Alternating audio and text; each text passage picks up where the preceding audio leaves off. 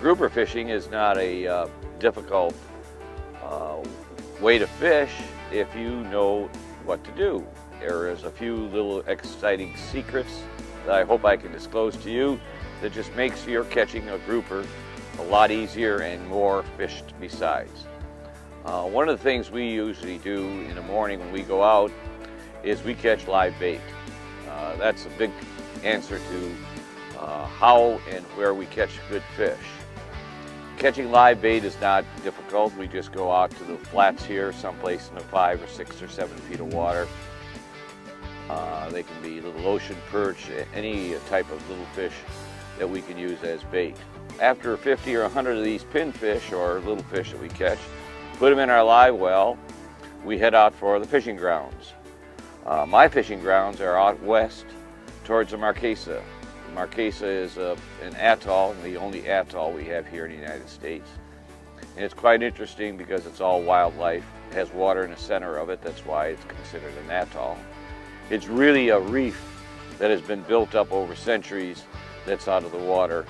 And of course there are reefs all around it that are still under the water. And this is the habitat where we will find good fishing. One of the things we use, of course, is today's modern technology. Having the satellites available to us for positioning ourselves and finding our way through the waters is today a tremendous help. I can jump up my Lowrance here, turn it on, and the map will show us right here at this dock, exactly in this spot. From here, I can punch in the lat-long numbers of where I want to go today. Of course, I already have them programmed in, so it's much easier. And it will then direct me, following the little map, exactly over to the spot that I'm hoping to fish today. Got a nice little gentle breeze here. Once we get 40 feet of water, we just stop the boat and drift for a while and throw our live bait out. It's where the majority of the fish will be hanging out.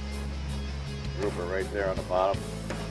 Just mark camera on the edge of that little into the grouper zone now. So if once you get there and you know there is fish there, then you can anchor appropriately. And appropriately means usually up tide, upstream of where your structure is. Anchoring that way and putting out a chum bag and having some chum bring these fish out from the structure and getting them into a feeding mode. Then, of course, we have to have a good rod and reel setup that's going to pull these big fish out of this structure. What I like to use is either anywhere from 5'6" to a 7-foot, very, very stiff action rod, very heavy and stiff. Because when you get one of these grouper, they immediately will want to go back into the lair, go back into their rocks, go back in their dens, and that way you're stuck. You think you've got snagged, what you really got is you got a big grouper who's taking you back down into his hole.